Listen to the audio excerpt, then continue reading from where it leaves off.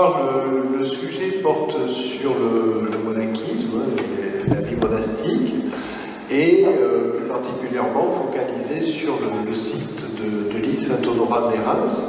Alors, bon, ça pourrait durer des heures, donc là, la focale va être plutôt sur de l'actualité, les apports récents et plus encore sur les apports de l'archéologie. Donc, c'est une île qui se trouve au large de Cannes actuellement, associée à une île de plus grande importance qui est Sainte-Marguerite. Et c'est une île qui est extrêmement bien connue pour les origines du monachisme gaulois, tout simplement parce qu'elle a donné lieu à une riche littérature, en particulier dans le siècle fondateur du 5e siècle. Beaucoup de ces moines sont à la fois des moines qui vont devenir évêques, mais aussi des moines qui vont nous faire parvenir nombre de textes. Donc elle était déjà hautement symbolique pour le monachisme gaulois et plus globalement le monachisme de l'espace occidental. Donc on s'y référait très fréquemment.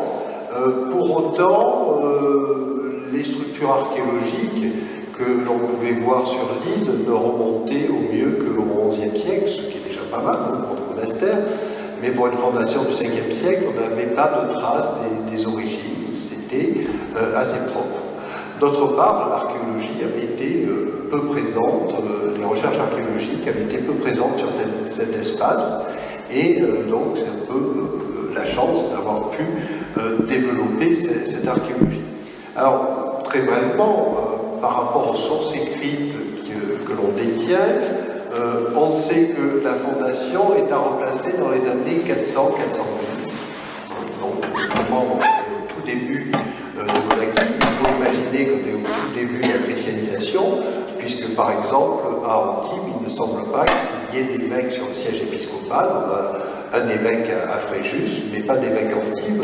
Donc, on est dans la mise en place du christianisme dans notre région. L'installation d'Honorat nous est bien connue par Hilaire d'Arles, donc il est devenu évêque d'Arles après qu'Honorat ait été évêque d'Arles. Et Hilaire d'Arles qui est à la fois un de ses proches, par le sang, un membre de sa famille, qui a été moine sous l'autorité d'Honorat des Reims, et qui d'autre part lui a succédé à la tête du siège arlésien. Et Hilaire nous a laissé une vie d'Honorat, donc qui nous enseigne sur beaucoup de choses, et en particulier sur la vie sur le monastère. Donc Honorat, très tôt, avec son frère Venance, est attiré par la religion, et l'expérience, ce qu'on appelle cénobitique, monastique, l'attire plus encore. Il fait un voyage en Orient, mais sans doute pas très loin, et il semble bien qu'il aille jusqu'en Grèce, mais pas au-delà, pour justement connaître ces expériences monastiques qui se sont développées d'abord en Orient, avant de venir dans l'espace de la Gaule et de l'Occident chrétien de manière générale.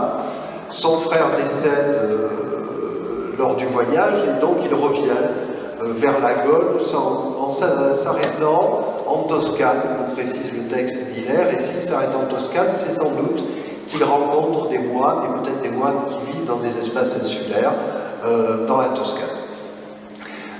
Arrivé donc dans l'actuel département des Alpes-Maritimes, il va se lier d'amitié, plutôt moins un lien spirituel important, avec l'évêque de Fréjus-Léonce, et l'évêque de Fréjus va le pousser, voire même l'autoriser peut-être, à s'installer sur l'île Saint-Honorat pour y vivre une vie ascétique, monastique.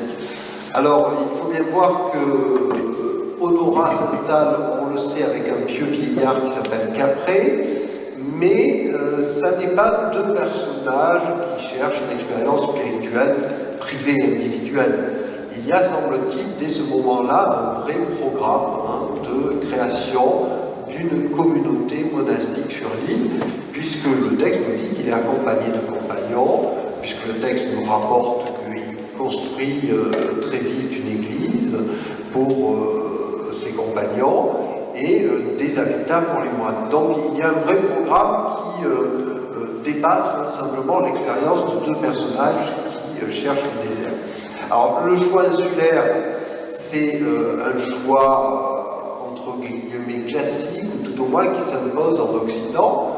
En Orient, c'est le désert de sable, et en Occident, on n'a pas de désert de sable. Alors certes, ils auraient pu choisir les déserts des montagnes, ça se verra par la suite avec les perles du Jura, mais ce qui va attirer le plus, c'est les îles dans lesquelles vont s'installer les moines. Et donc on a des attestations. La première attestation, c'est Ambroise de Milan qui évoque ces moines qui se retirent dans les îles. Et à la suite, donc, on sait pour notre région qu'on a des moines sur les îles de Porquerolles, ce qu'on appelle les stockades, à peu près à la période d'Honora. Ils peuvent s'installer légèrement plus tard, mais peu après, quelques décennies plus tard, et donc des moines à l'Érins. Et au-delà, le monachisme insulaire touchera aussi Arles, puisqu'on a des références d'îles comportant des monastères à Arles, donc des îles liées au Rhône, dans la zone du Rhône. Donc c'est l'île, et pour ces Gaulois, pour cet Occident chrétien, l'image du désert, et d'ailleurs il le désigne dans des textes comme l'Érémus, le désert, très clairement. Pour eux, c'est un espace de coupure avec le monde, même si dans la réalité, qui est notre réalité insulaire de Cannes, l'île n'est pas très éloignée du littoral, et on l'évoquera, ils ont des liens avec les populations, ils ne sont pas pour autant coupés du monde. Donc un développement de la communauté monastique assez rapide. Donc voici aujourd'hui, pour ceux qui viendront visiter, vous pourrez l'embrasser plus précisément, c'est vrai que ce n'est pas parfait au niveau de la définition. Aujourd'hui, sur l'île Saint-Honorat, on conserve un nombre conséquent de monuments, mais comme je vous l'ai dit, pour l'essentiel, appartenant au XIe siècle, remaniés au XIIe, XIIIe, voire à la période moderne. Mais il n'empêche qu'on a un vrai paysage monumental chrétien remarquable, avec ce que vous voyez donc désigné par l'ensemble abbatial. Je vais peut-être utiliser la flèche s'il y arrive. Non. Ah, d'accord.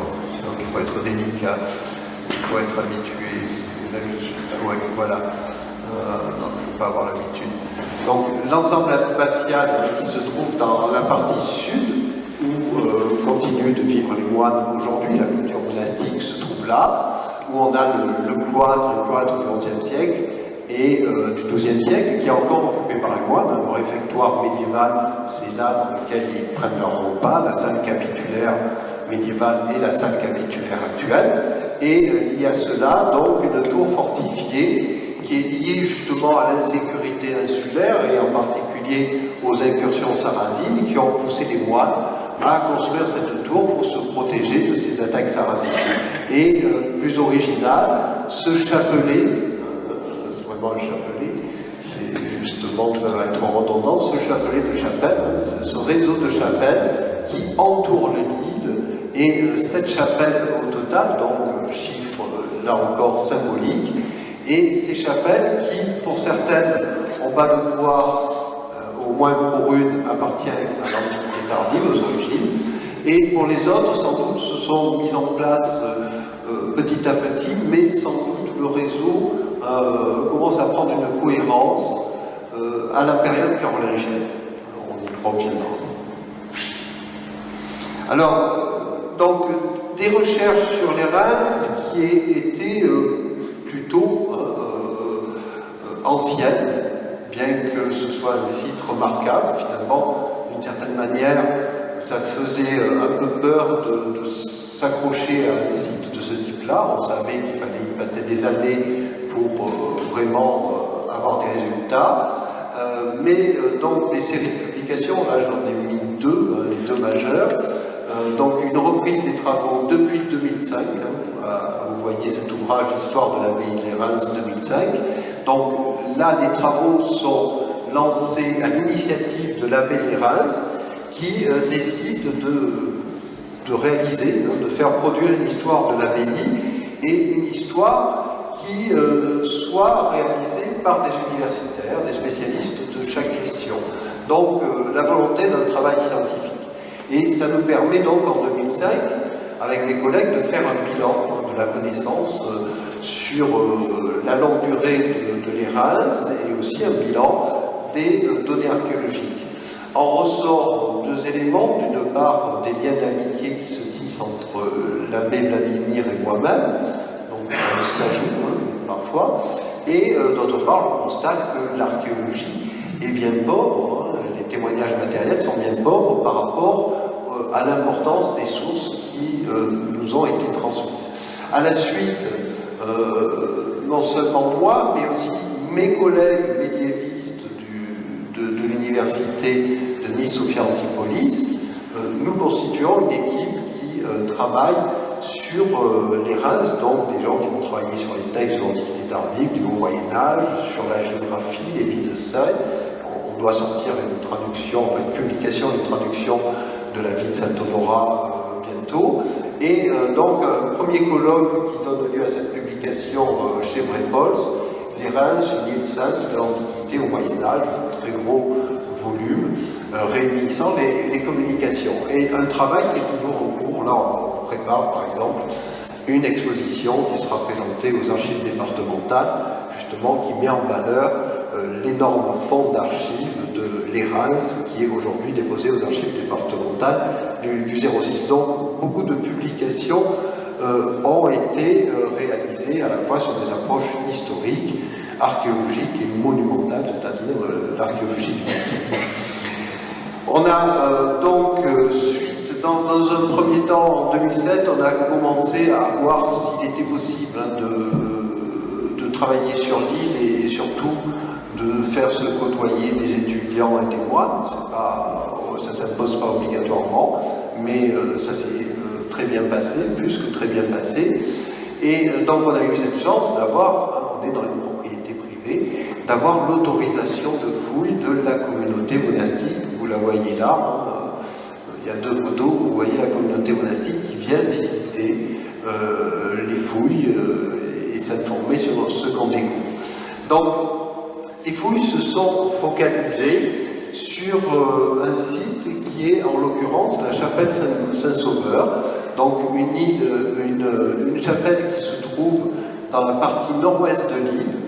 Le choix avait plusieurs raisons, des raisons très techniques et des raisons aussi plus scientifiques.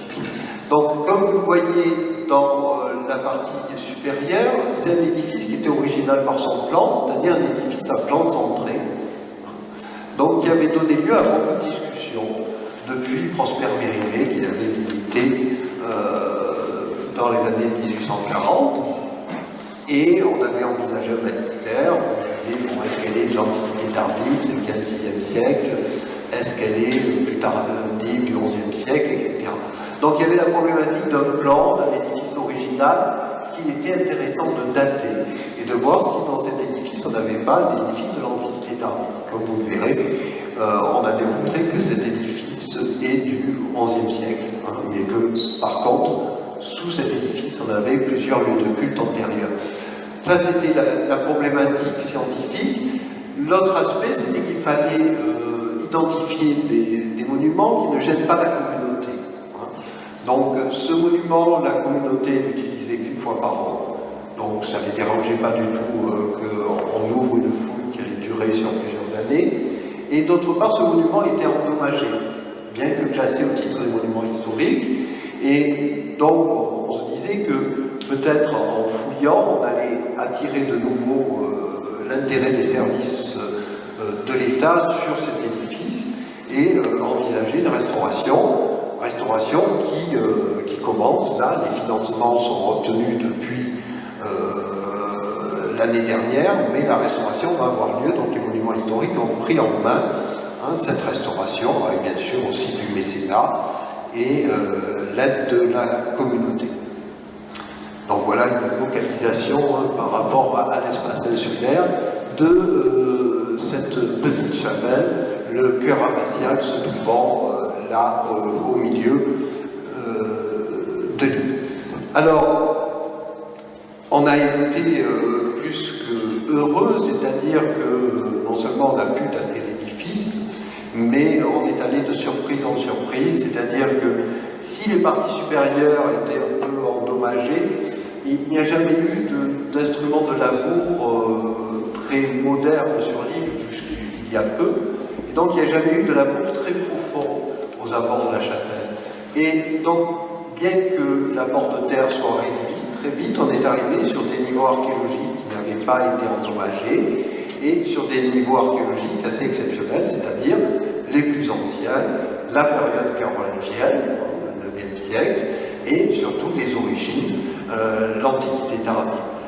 Et donc, il y a de la chance en archéologie, je pense que j'ai eu de la chance, c'est pas le choix qui s'est posé, je ne m'attendais pas du tout à trouver cela obligatoirement, et ainsi que vous allez le voir, nous avons, à travers l'archéologie ici, l'histoire du monastère de l'Érins, illustrée matériellement, du 5e siècle jusqu'au 11e siècle, bon, au-delà, mais c'est moins important.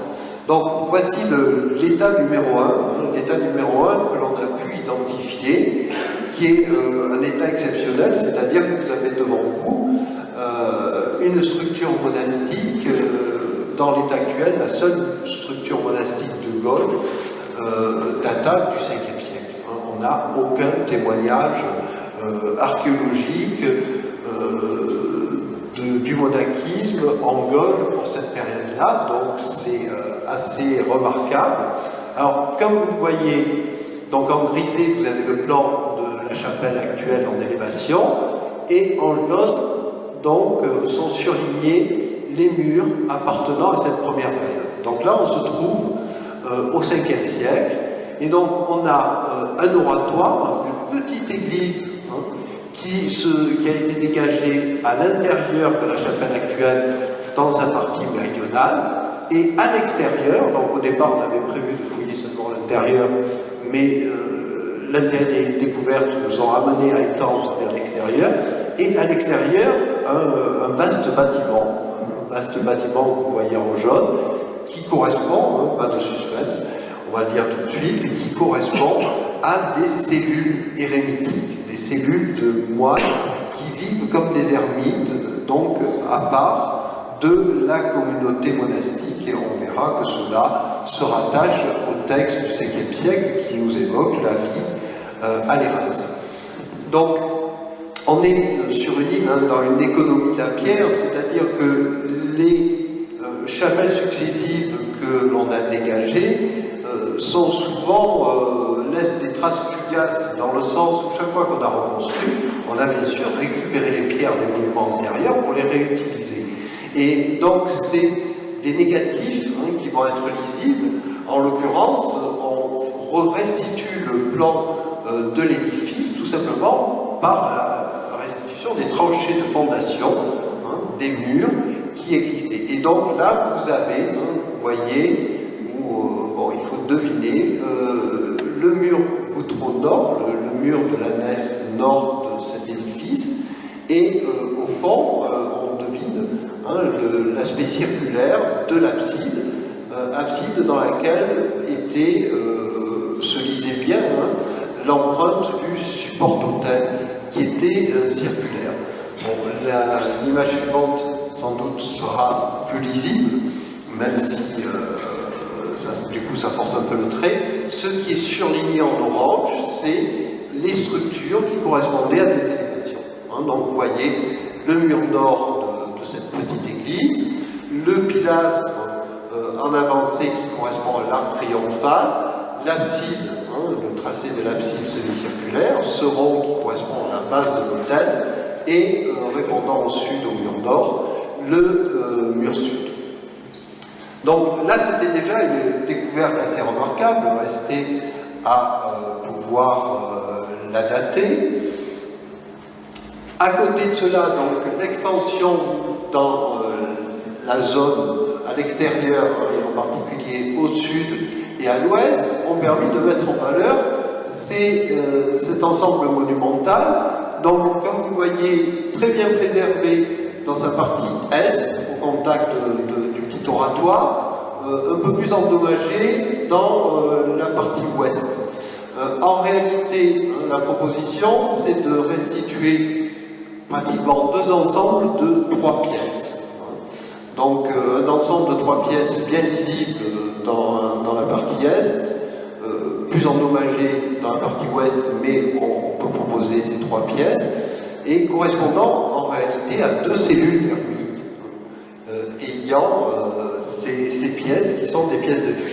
Donc des frères qui vivent séparés de la communauté, mais donc 2 frères qui vivent ensemble. C'est l'existence de cellules doubles est évoquée par exemple par Jean Castien de Marseille, qui a sans doute aussi été une influence sur les Reims, qui nous dit les frères qui vivent en ermite peuvent vivre à 2, d'abord pour s'accompagner dans la prière et dans la quête spirituelle, mais ils peuvent vivre à 2 parce qu'ils ont eu le même maître, donc ils ont des liens spirituels de disciples, où ils réalisent les mêmes travaux.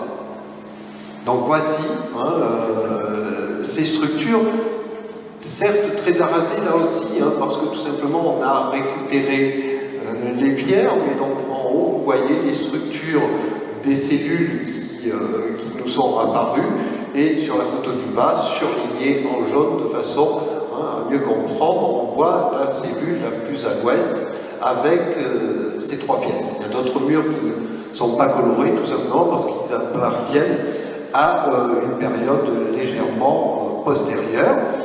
Et dans la partie ouest, donc la suite, la deuxième cellule, et un aménagement un peu spécifique qui nous a permis d'affirmer véritablement que l'on n'était pas devant des bâtiments liés à la liturgie et liés au lieu de culte, mais bien à des bâtiments de vie. C'est tout simplement la présence d'une cuisine aménagée sous un auvent. Donc vous voyez la photo de ce auvent, et à droite les foyers successifs de la cuisine, dans laquelle on a trouvé des déchets culinaires, de la céramique, etc. On est bien devant des espaces de vie, indubitablement.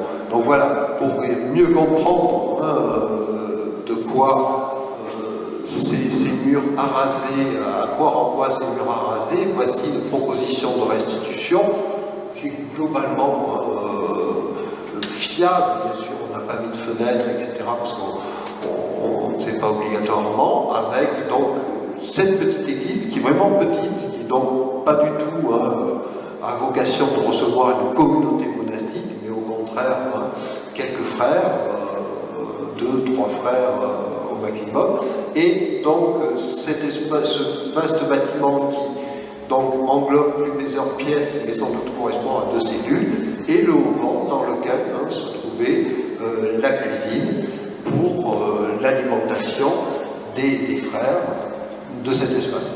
Alors tout cela aussi est confirmé par les apports archéologiques, et en particulier par le matériel céramique trouvé sur le site en relation avec ces cellules, qui est bien un matériel lié à la préparation alimentaire, la préparation des repas, des plats pour la consommation des repas, etc. Et de même, donc, des objets de vie quotidienne, tels que ces hameçons, ou ces déchets alimentaires, tels que des arêtes de poisson, qui se trouvaient sur le sol des cellules. Et de même beaucoup de déchets de coquillages, sans doute, qui appartiennent à l'alimentation de ces moines. Je vous ai mis une citation de Sidoine Apollinaire qui s'adresse à Faust, qui a été abbé de Reims au milieu du 5e siècle, qui devient après évêque de Riez. Hein, les Reims, tu consens à peine à prendre la détente du sommeil, à peine des aliments cuits pour mener une vie d'abstinence et engraisser tes jeûnes, tes psaumes, dont tu les farcis. Hein, donc bien sûr, on est devant des ascètes et il n'y a pas une consommation excessive, bien que les Reims, comme je vous l'ai dit, certes, est le désert sur des moines, mais il reste qu'on est encore au cœur de l'Empire romain, que la Provence est plutôt préservée des problèmes d'invasion et que les routes maritimes continuent d'exister dans cet espace-là, et il y avait une route maritime importante qui passait près des îles. Et donc ces moines connaissent les échanges.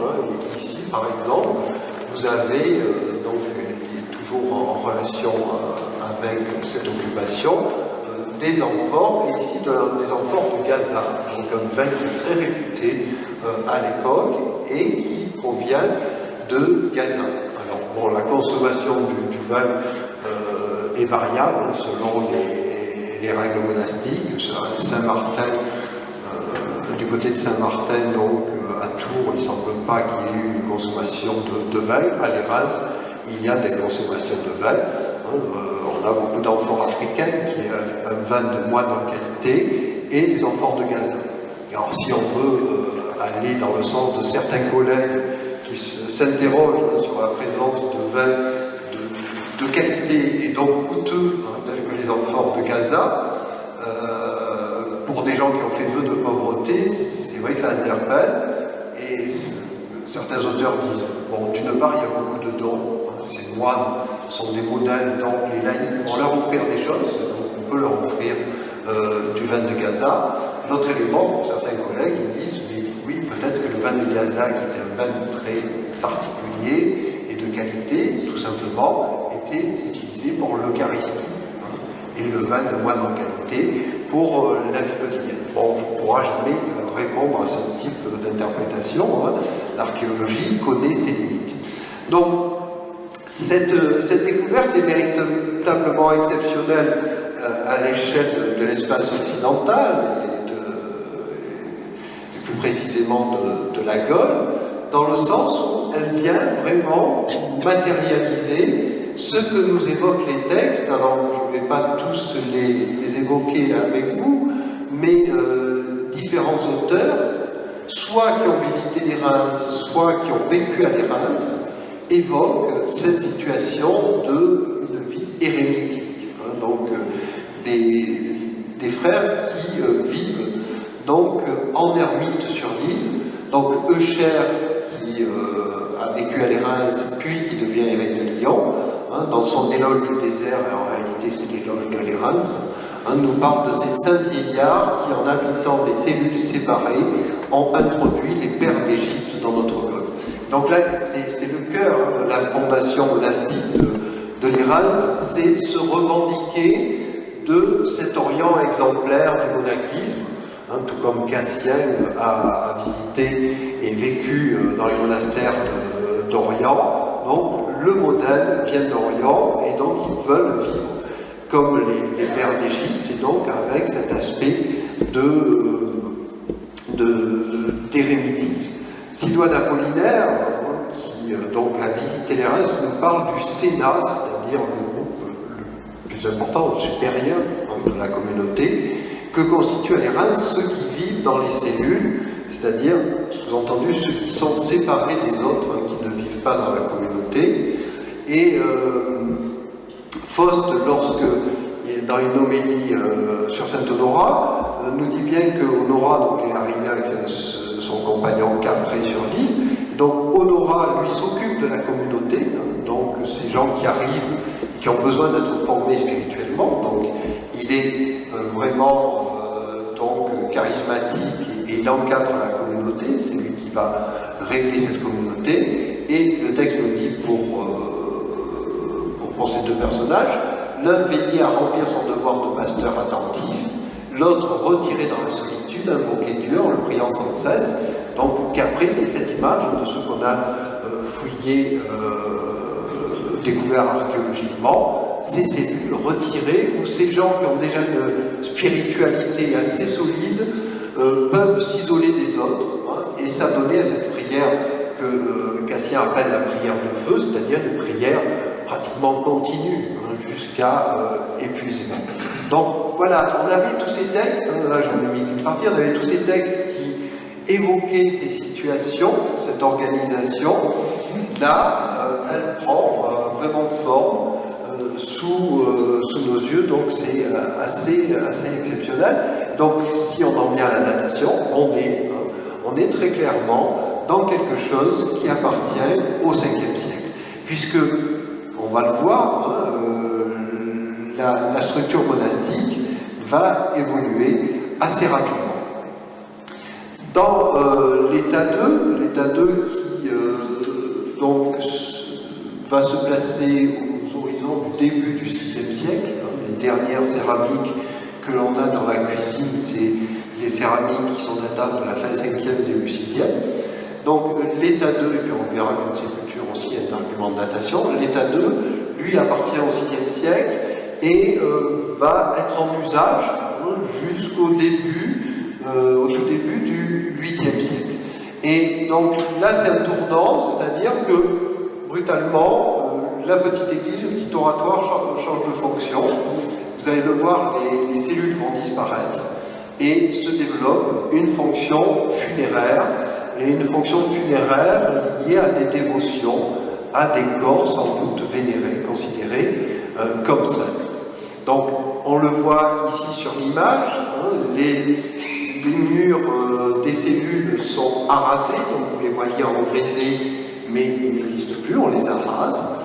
On maintient l'oratoire, hein, vous voyez en vert, et on va greffer des annexes sur l'oratoire dans la partie de sa façade occidentale et dans sa partie méridionale. Et donc l'oratoire, qui était un lieu de prière, va devenir un espace essentiellement à fonction funéraire.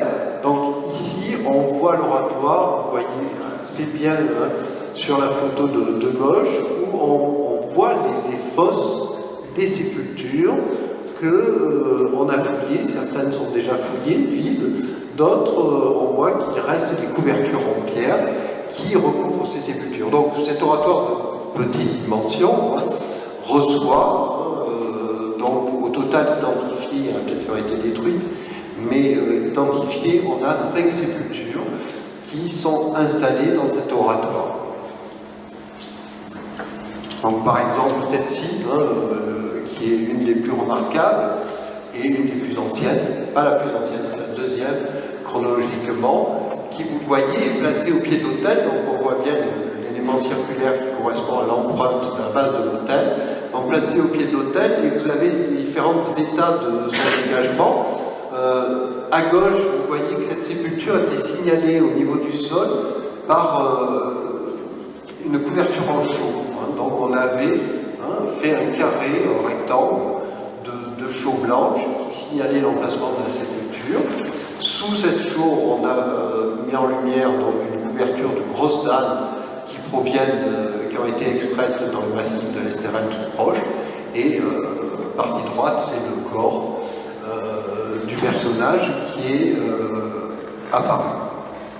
Donc, les annexes qui viennent se greffer sur l'oratoire sont d'une part dans la partie sud. Je réessaye, je vais voir si j'arrive à me débrouiller avec la flèche. Non, je suis pas doué. Ah. Non, ça marche pas. Donc, si on reprend notre oratoire, dans la partie sud, vous avez ce que je vais appeler une annexe, mais que l'on peut appeler aussi une cella memoria, je vous expliciterai cela, et en façade, une salle qui est une salle de réunion avec banquette. Donc voilà, on voit ces structures. Donc, vous avez le plan et vous avez une vue aérienne où vous devinez assez bien les structures avec la salle qui est devant l'oratoire. Et ouais, c'est pas facile, ça serait plus parlant. Vous avez peut-être quelque chose de miraculeux. Ah ben voilà, c'est vrai.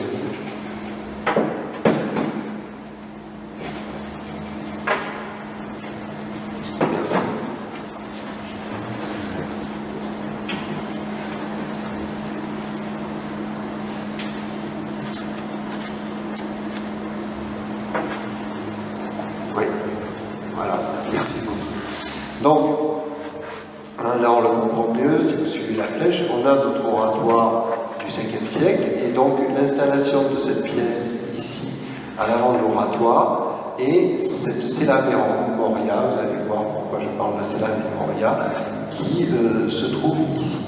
On le voit sur la vue aérienne, hein, ici on a cette pièce, ici on a l'angle de l'oratoire à l'extérieur, et la Sella Memoria qui se développe dans cette zone-là. Donc voilà les vues qui sont en plus légendées, donc là vous pouvez lire plus facilement. Donc ces injonctions qui appartiennent au VIe siècle. Alors, donc cette salle qui est à l'avant de l'oratoire, donc ici vous avez, hein, si vous suivez la flèche, la façade de l'oratoire du 5e siècle, la pièce qui est rajoutée, et à l'intérieur de notre pièce, on a mis en lumière l'existence d'une banquette périmétrale hein, qui donc occupe tout l'espace de la pièce et qui démontre que c'était un espace de réunion où l'on venait s'asseoir et on se réunissait. On va évoquer les possibles fonctions de cette banquette. Et donc, dans la partie méridionale, accolée, ce que j'appelle la Sella Memoria, ici elle est surlignée en vert, c'est donc une pièce qui va être occupée par une sépulture. En réalité, ce volume est réalisé pour servir d'écrin à une sépulture remarquable, une sépulture sans nul doute vénérée hein, d'un des frères qui a été considéré comme saint. Si on revient sur le plan, plus encore, on peut émettre l'hypothèse, vous voyez que la Sella Memoria s'implante sur l'espace qui était occupé par les cellules qui sont arasées, et une hypothèse, mais là encore, ça restera à l'état d'hypothèse, l'archéologie ne peut pas vraiment y répondre, c'est que le frère qui est inhumé là, c'est tout simplement le moine qui a vécu dans cette cellule, et qu'à son décès, on l'a inhumé dans la cellule, hein, et donc on en a fait un lieu de vénération. On a beaucoup de textes hein, de cette période qui évoquent le fait qu'un frère va se faire inhumer dans sa cellule, voire même, sentant la mort venir, va creuser hein, sa tombe à l'intérieur de sa cellule. Donc c'est pas une hypothèse farfelue, c'est plutôt quelque chose qui, en soi, n'est pas du tout choquant. Donc voici des aquarelles et des dessins qui vous permettent de mieux comprendre hein, le dispositif de cet état. Donc on garde notre oratoire avec son autel qui préexistait. On a cette salle à l'avant qui sert d'espace de réunion, et on a cette pièce bâtie à l'emplacement de la cellule avec une tombe que l'on va voir de façon détaillée, qui est vraiment monumentalisée, qui est remarquable, et en bordure de cette tombe, encore une fois, une banquette hein, pour que l'on vienne se recueillir hein, auprès de cette sépulture vénérée. Donc voici l'emplacement de la tombe, hein. Mis à part la tombe, dans ce volume, il n'y avait rien d'autre, hein. Il y avait un sol en terre battue et la tombe avec la banquette. Donc, la voici lorsque elle apparaît. Donc, on a ici le mur de l'oratoire, donc là le mur qui ferme la Sella Memoria, la banquette en bordure de la tombe, et cette tombe qui est signalée au niveau du sol, là encore, par une couverture en chaux, hein, un niveau de chaux. Donc, il faut imaginer que là c'est grisé, mais qu'à l'époque ça peut être très blanc, quelque chose de très blanc qui s'imposait au regard, quelque chose sur lequel on ne circulait pas. Hein, il n'y avait pratiquement pas d'usure de la chaux, et on avait un petit espace de circulation, là en bordure de la tombe, qui était caladé, réalisé avec des petits galets hein, qui permettaient de circuler dans cette zone-là. Alors, c'est vrai qu'on est allé de surprise en surprise, parce que lorsqu'on a découvert cela, on a trouvé cela comme remarquable, parce qu'on n'a pas d'exemple de comparaison de structure de tombe de ce type-là, mais on s'attendait à trouver le squelette en dessous hein, assez rapidement, ce qui n'a pas été le cas. Donc, voici la tombe, donc vous allez voir un peu toutes les étapes de la fouille de la tombe. on a enlevé le niveau de chaud, et sous ce niveau de chaud, on a mis en lumière l'existence de couvertures en tuiles, tuiles rondes et tuiles plates, selon la structure des toitures de l'Antiquité, qui protégeaient la sépulture et qui supportaient le niveau de chaud. Une fois enlevé ce niveau de tuiles, on a trouvé un autre niveau de tuiles, que vous voyez ici, beaucoup moins bien traité, c'est-à-dire qu'il était plutôt préparatoire pour supporter la partie supérieure, mais donc un autre niveau de tuiles. Sous ce niveau de tuiles, un apport de terre assez conséquent, et au fond, vraiment au fond de la fosse, qui est aménagée dans le rocher, qui est rupestre, taillée dans le rocher, au fond de la fosse, une nouvelle couverture, donc vraiment un corps extrêmement bien protégé, mais cette fois une couverture de dalles, provenant là encore de l'Estérel. Donc on avait des couvertures qui protégeaient de manière très marquée ce corps, qui montrait son importance dès la constitution d'un temple, avec des couvertures dans la partie basse qui étaient vraiment là pour protéger le corps, et les couvertures dans la partie supérieure pour signaler la présence de ce corps dans la partie supérieure, et aussi enfin le corps mis en lumière après l'enlèvement de toutes ces couvertures. Un élément extrêmement original, c'est la présence à l'extrémité occidentale de la tombe de ce que vous voyez là, cet aménagement réalisé avec des tuiles rondes, scellées avec du mortier, qui est tout simplement un conduit à libation. Et donc si vous voyez bien ici et ici, donc on pouvait faire couler du liquide dans ce conduit, et ce liquide tombait sur le crâne du défunt. C'est-à-dire que le conduit traversait les différentes couvertures, et on avait même un petit fragment de tuile qui était placé là, pour que ce qui s'écoulait tombe exactement sur le crâne du défunt. On avait tout simplement coulé du liquide, bien sûr une fois enlevé le corps, on a vu que ça pouvait tomber exactement là. Donc des choses qui renvoient à l'Antiquité païenne, c'est-à-dire la libation, ça existe dans le monde païen. On va donc commémorer le mort, on va d'une certaine manière communier avec lui en partageant un repas funéraire, et en l'associant à ce repas funéraire, en versant du vin dans ce conduit.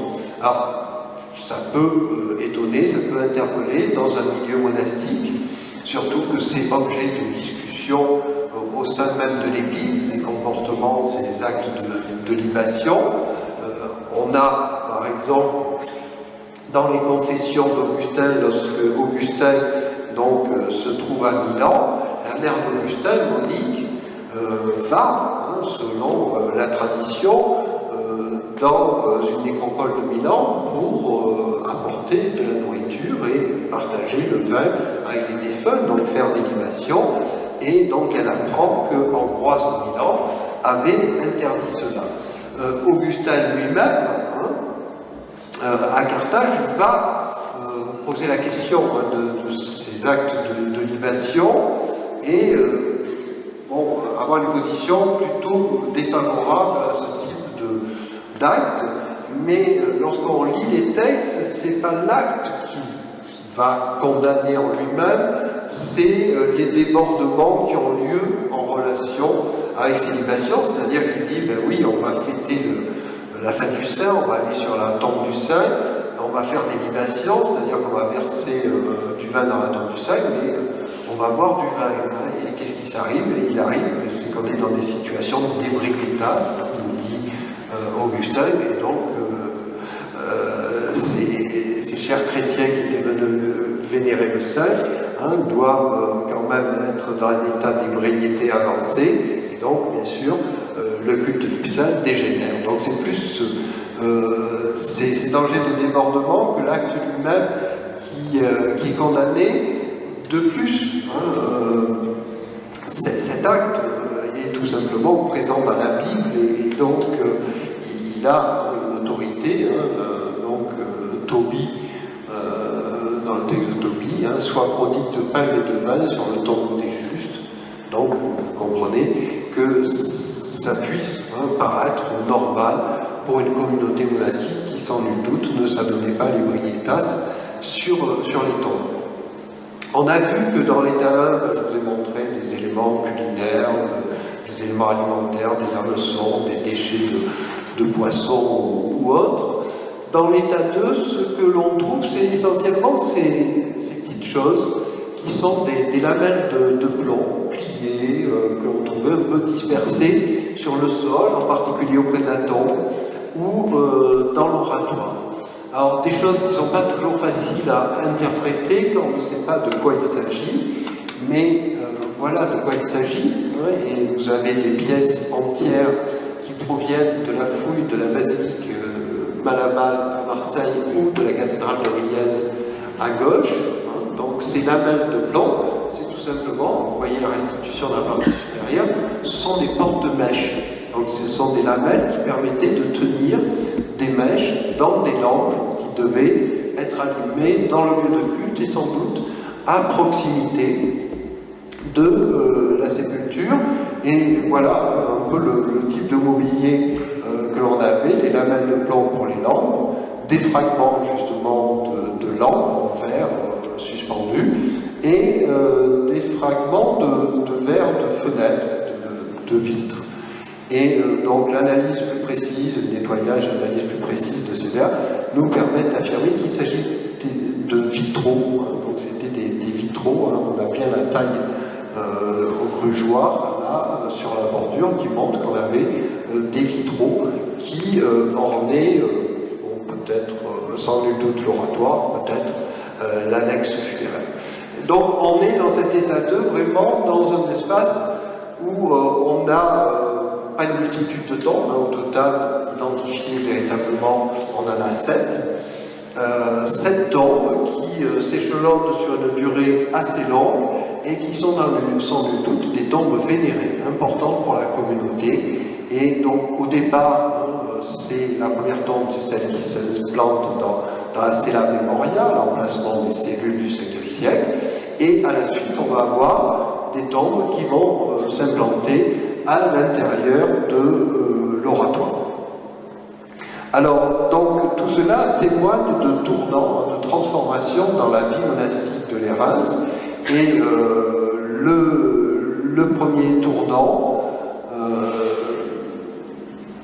c'est la disparition des cellules. Donc, très clairement, on le savait à travers les textes, à un moment donné, c'est une vie cénobitique totale, c'est-à-dire une vie communautaire totale.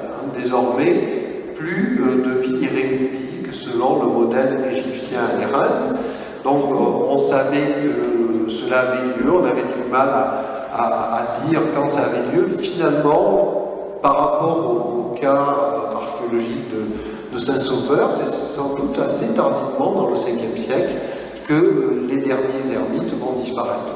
On imagine mal que des ermites qui se sont installés là dans les années, voire 440 ou autres, on les est contraints à en vivre en communauté, c'est un choix. Donc on doit sans doute attendre la fin, la disparition de ces premiers disciples d'Honorat pour mettre en place une vie communautaire totale qui se met en place de manière assurée au début du 6e siècle.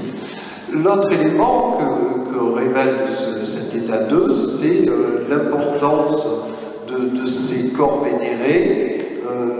Cette vénération n'étant pas choquante dans le sens où les différents auteurs évoquent sans cesse la sainteté des personnages qui vivent à l'Érins. Donc là, je vous ai mis quelques textes chers. C'est donc à mon droit, au terre vénérable, que les saints demeurent en toi ou se retirent non loin de toi, ou encore plus loin, il y a d'autres papiers dans la vie d'Antoine qui parlent de l'armée des saints de l'Érins, etc. Donc il y a, par cette vie ascétique rude, mais qui apparaît véritablement comme un modèle, une sanctification de ces personnages, donc il n'y a rien d'étonnant à ce qu'il y ait eu des dévotions de la part de leurs frères, peut-être de laïcs qui venaient visiter l'île, auprès de ces Corsairs et donc de ces repas aussi qui se prenaient auprès de ces sépultures. Un troisième état, là aussi tout aussi remarquable, qui éclaire un autre aspect de l'histoire de la Provence, là pas tellement le monachisme, ça éclaire l'histoire de l'Érins et ses vicissitudes, ses avatars, mais ça éclaire un aspect de l'histoire provençale qui est un aspect qui tient à l'histoire, mais aussi beaucoup aux légendaires. Donc, dans le troisième état, qu'on a identifié en premier, puisque c'était les premières couches qu'on fouillait, de cet espace de l'église de Saint-Sauveur numéro 1, de l'oratoire, on a identifié une occupation profane de l'église. Donc, on peut utiliser l'expression redondante, l'église est profanée. Et donc, à l'intérieur du lieu de culte, donc vous le voyez, hein, les structures bâties sont toujours les structures de l'état 2, mais à l'intérieur du lieu de culte, là où vous avez des flèches, on a identifié des foyers, donc des feux, des feux qui ont été allumés donc à la fois dans la pièce qui était à l'avant de l'oratoire et dans la nef elle-même de l'oratoire. En relation avec le foyer qui était présent dans l'oratoire, dans la nef, on avait aussi tout simplement une fosse creusée dans le sol qui était une fosse dépotoir contenant des éléments de faune, donc des ossements animaux, témoins d'un repas qui avait été pris et des déchets. On avait creusé une fosse et on avait jeté les déchets de ce repas. On avait, c'est intéressant pour la suite à souligner, on avait essentiellement bovins et ovins. On n'avait en aucun cas de présence d'ossements de porc dans ce dépotoir. C'est une des premières constatations que j'avais proposées, mais bien sûr la ville d'Érins m'a dit on ne va pas trop vite dans l'interprétation, c'est pas parce qu'il n'y a pas de porc qu'on va en tirer des conclusions trop hâtives. Mais ce qu'on pouvait se dire, c'est qu'on était face à une population pas christianisée ou faiblement christianisée, puisqu'il transformait un lieu de culte en espace de vie. Et donc, bien entendu, la communauté monastique a sans nul doute quitté l'île à ce moment-là. Donc tout cela a posé question pour ceux qui étaient de l'interprétation, et la réponse à nos questionnements sur cette population qui occupe de manière profane le lieu de culte a été obtenue. Donc voici un des vues des foyers qui se trouvaient donc dans l'oratoire, donc des foyers assez conséquents, ce qui montrait que ce n'était pas une occupation fugace, un petit feu qui avait duré le temps d'un pique-nique, mais qu'on s'était vraiment installé. Et puis on avait des déchets alimentaires sur le sol de l'oratoire. Voici le foyer qui était lui aménagé avec des fragments de tuiles dans l'espace qui se trouvait à l'ouest, donc plusieurs foyers. Et là encore, la chance nous a souri, c'est-à-dire qu'on aurait eu du mal à être affirmatif pour dire, ben voilà, c'est de telle date, c'est tel type de population qui occupe ce lieu, si on n'avait pas eu cette petite monnaie, c'est une monnaie en cuivre, c'est un fals d'Al-Andalus, c'est-à-dire donc de l'Espagne musulmane, qui est de la première moitié du 8e siècle, et qui était sur ce sol d'occupation. Donc on est là, dans l'état 3, face à une occupation sarrasine, très clairement.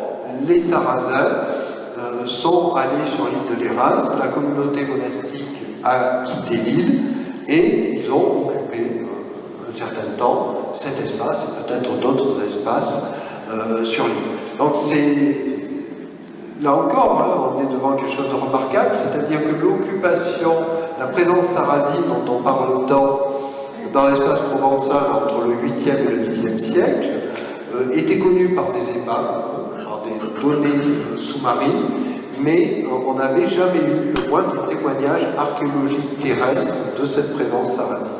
Donc là, non seulement on a un témoignage archéologique terrestre, mais en plus, ça participe au premier témoignage d'invasion, enfin de raid, plutôt que d'invasion, de raid sarrasin dans l'espace provençal, parce que c'est vraiment le tout début. Ils sont basés à Narbonne, et c'est vraiment le tout début de ces raids dans notre région. Donc, un probable départ de la communauté monastique. Alors, ce qui est remarquable, c'est que peut-être, face à cette menace, avant même l'arrivée des Sarrasins, il n'est pas exclu que la communauté ait tout simplement... Voilà, un autre constat archéologique, c'est que certaines sépultures, donc c'est en l'occurrence celle-ci, alors les photos sont inversées, voilà la couverture qui est en place, donc c'est une sépulture qui était dans l'oratoire. Donc là, sa couverture est en place, n'a pas bougé. Ici, par contre, on voit que des dalles ont été déplacées. Il y a eu un déplacement. Et lorsqu'on a fouillé, ainsi que vous pouvez le voir, la partie, toute la partie, les 2 tiers du squelette avaient disparu. Le crâne là, il a disparu, il restait quelques os des doigts. Et il restait la partie inférieure, les pieds, une partie des jambes, et donc on avait ouvert, sans doute un peu rapidement, cette sépulture et on avait récupéré les ossements et on les avait emportés. Et il y avait une autre fosse qui était elle totalement vidée. Alors, donc, l'idée c'est que ces corps, si on les récupère, c'est qu'ils ont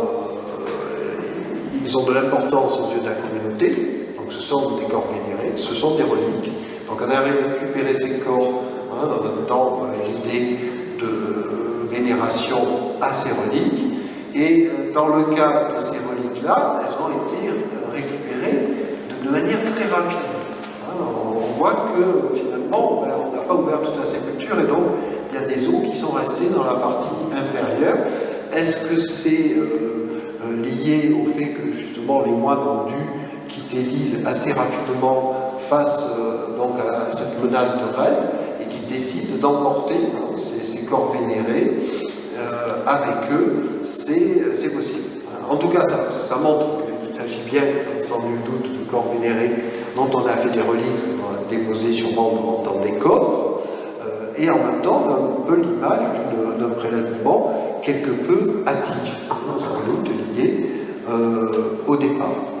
Alors, si on regarde la phase d'occupation de l'État qui nous est donnée par les sépultures, donc on a des sépultures, la première qui se trouvait dans l'annexe, dans la Cella Memoria, qui se place entre 399, et là bien sûr 399, la communauté n'existe même pas, et qui peut aller jusqu'en 539. Donc c'est un frère qui est mort, fin 5e, sans doute début 6e siècle. Les autres, vous voyez qu'une autre est assez proche chronologiquement de celle-ci, avec des hypothèses de datation, plusieurs pointes possibles, mais on voit que globalement, la plus tardive se placerait aux horizons du 8e siècle, sans nul doute. Donc ça montre bien qu'on a une occupation de l'état 2, de la fin du 5e, début 6e, jusqu'à la fin 7e, début 8e, coupé peut-être un peu brutalement par l'intervention, le raid sarrasin. Alors, par ailleurs,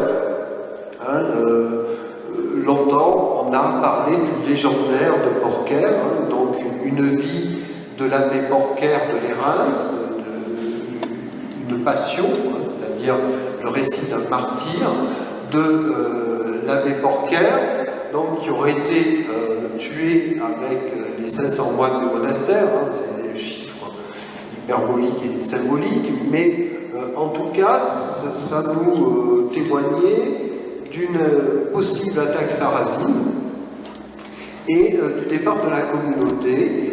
Et très souvent, on attribuait ces événements aux années 730, 732. Il s'avère que la monnaie nous renvoie justement à cette période-là. Et que donc, passion du martyr Porquer a probablement une certaine réalité. On ne peut pas en dire plus, mais il y a sans nul doute une certaine réalité. Donc là encore, on arrive à montrer comment l'archéologie peut dialoguer avec les données historiques. Donc, abandon du site et une réoccupation qui va sans nul doute pas se faire tout de suite. Il faut un certain temps avant que la réoccupation ait lieu. On sait que c'est vraiment à l'extrême fin du 8e, début 9e siècle que l'on a de nouveau des documents qui nous parlent de la communauté lérins. Et en particulier des lettres d'Alcuin d'York, qui est un conseiller de Charlemagne, qui parle de la communauté en des termes où c'est une communauté vraiment exemplaire, mais on a l'impression qu'elle vient depuis peu d'être relancée. Donc on a repeuplé le monastère de Lérins. Cette réinstallation de moines, on peut se poser la question, c'est sans doute pas à l'initiative des moines eux-mêmes, c'est à l'initiative d'une certaine autorité. Alors c'est vrai que ça peut être Charlemagne, qui fonde beaucoup son autorité, son rayonnement sur les monastères. Ça peut être aussi une volonté pontificale des papes pour repeupler ce monastère qui est hautement symbolique à l'échelle de l'Occident chrétien, puisqu'une des premières fondations monastiques. Et là encore, l'archéologie témoigne de cette réalité. On a retrouvé l'église carolingienne. C'est-à-dire que lorsque les moines reviennent sur l'île, sans doute un certain temps après, on va le voir, il y a une partie qui est bien endommagée, eh bien, ils retrouvent le site de Saint-Sauveur et ils vont reconstruire une église, mais une église de plus grande dimension. Donc, la flèche ici vous présente l'abside de cette église carolingienne qui a été dégagée à l'arrière du chevet de l'église Saint-Sauveur actuelle. Donc, voici le plan, un édifice de plus grande dimension que l'oratoire antérieur. Donc c'est ce qui est en bleu sur le plan, et puis l'aquarelle qui essaye de superposer à la fois l'édifice carolingien et l'édifice actuel. Et ici, voilà, on a l'oratoire fondé au 5e siècle, qui est en usage encore au 8e siècle, lorsque les Sarrasins s'installent à l'intérieur. Et ici, le mur, ce grand mur très large de l'église carolingienne qui apparaît ici. Et à l'arrière, donc voilà, on a pu dégager l'abside, on la voit bien ici. Donc là, pareil, tous les matériaux ont été récupérés, c'est les tranchées de fondation qui restent. L'abside de cette église de la période carolingienne. Alors, ce que l'on a pu observer, qui permet de dire que sans doute il y a, ça n'est pas des moines qui ont vécu à Lérins qui viennent se réinstaller, c'est des moines qui ne connaissent pas Lérins qui viennent s'implanter là, tout simplement parce que la tombe vénérée, eh bien, comme vous le voyez, elle est cachée par la toiture qui s'est effondrée, donc par des gravats et la toiture qui est tombée sur cette sépulture, et les frères qui viennent se réinstaller ne vont pas la dégager. Donc on peut imaginer que si c'était des frères qui avaient vécu là, ils savaient pertinemment qu'il y avait une tombe vénérée à cet endroit-là, ils l'auraient remise en valeur, dégagée. Là ils arrivent, ils n'ont pas la mémoire de cette tombe, et au contraire ils vont niveler les gravats qui se trouvent dessus, et reconstruire leur église de la période carolingienne. Cette renaissance carolingienne finalement va être fugace, et autour des années peut-être 830, 840, on ne sait pas à quelle décennie près, mais en tout cas, les moines vont de nouveau quitter les Reims, et l'île est de nouveau liée à des menaces sarrasines assez conséquentes, plus marquantes qu'antérieurement, puisque désormais, les Sarrasins se sont installés dans ce qu'on appelle le Freinet, le Fraxiné, c'est-à-dire le massif des morts, où ils sont installés durablement. Ils vont piller la Provence, remonter jusqu'au col alpin, et donc vous vous doutez bien que les Reims et aux premières loges vont être un espace menacé, et donc les moines vont de nouveau quitter l'île. Alors là, pas de témoignage archéologique au sens strict sur le site de Saint-Sauveur, mais un témoignage archéologique sous-marin connu anciennement, mais qui est en cours de réétude, tout simplement une épave sarrasine qui se trouve donc au contact de l'autre île, l'île Sainte-Marguerite, à la pointe du Bataillé. On a une épave sarrasine avec justement de la céramique spécifique des productions de l'Espagne et sarrasine qui se trouve dans cette épave et qui montre bien cette présence sarrasine durant le 9e et les débuts du Xe siècle. À la fin, et donc on arrive à la fin un peu de l'histoire du site, donc à partir de la fin du Xe siècle, là très clairement le pouvoir pontifical, les papes, essayent une fois encore de repeupler les Reims. Donc, comme je vous l'ai dit, c'est un lieu symbolique, on parle de l'exemplarité érinienne, c'est l'exemple idéal, modèle du monastère, et donc on veut sans cesse relancer ce monastère des origines. Encore les moines actuels se considèrent comme un peu des héritiers, des descendants d'Honorat. Et donc à la fin du Xe siècle, il y a une volonté de relance. D'abord une tentative de donation de l'île de Lérins pour la relancer aux moines de Montmajour à Arles. Mais ça n'a pas l'air de fonctionner, et finalement, c'est les moines de la grande abbaye de Cluny, l'abbaye majeure à cette époque-là de Cluny, qui vont restaurer une fois encore le monastère de Lérins. On a une charte, Odilon, abbé de Cluny, successeur de Mailleul, siège à Lérins, on dit « je siège à Lérins », c'est une charte de Lérins, où il dit, moi, Odilon, abbé de Cluny, je siège à Lérins, et donc il relance donc le monastère au tout début du XIe siècle, et c'est dans cette relance que les moines vont, une fois encore, reconstruire sur ce lieu sacralisé des origines qui est le site de Saint-Sauveur, et qu'ils vont élever l'église que l'on voit aujourd'hui, qui est donc une église du XIe siècle. Alors, pour conclure,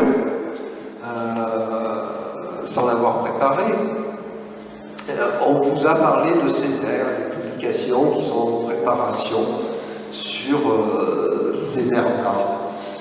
Là, vous avez les trois églises successives de notre site, le petit oratoire du 5e siècle, l'église carolingienne au milieu, et l'église du XIe siècle qui se trouve à droite. Les églises les plus anciennes sont finalement les églises les plus classiques.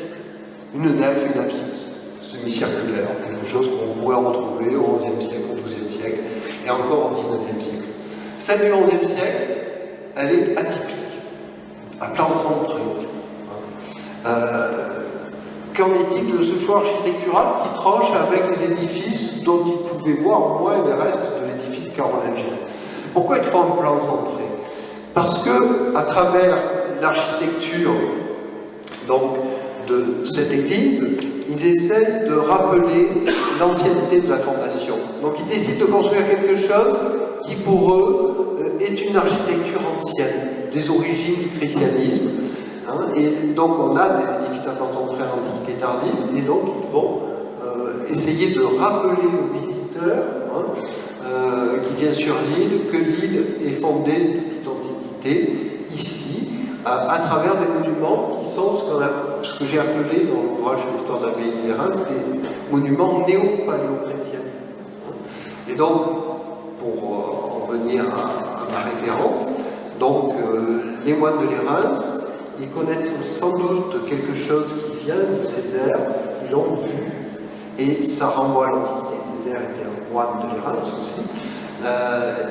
Il renvoie à l'Antiquité, et qu'est-ce que c'est qu'on vénère le plus de Césaire? C'est sa ceinture et sa boucle de ceinture. Et sur la boucle de ceinture, qu'est-ce que c'est qui est représenté? C'est un édifice à plan centré. Et donc, à travers l'architecture de l'édifice en plan centré, on se rattache à l'Antiquité de ces premiers mois. Voilà, je vous